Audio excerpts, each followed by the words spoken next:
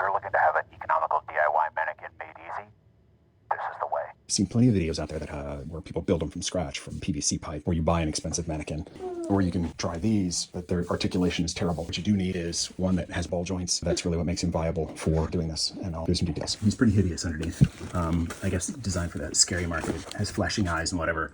That wasn't of interest to me in this context. I don't think it would be of interest to you.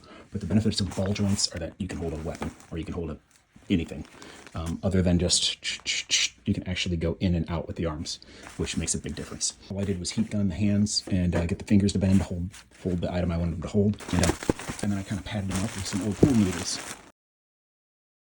And I stuffed some bags and stuff in for the body and whatnot. But what you can see here is in this joint. So this is the shoulder. It's a ball joint. So you can go in and out. You can kind of see it going up and down. You know, you can always go forward and backwards, but the up and down, the in and out is really the hard part, because these guys, they don't have that. Well, it looks like a ball joint. It's just one direction.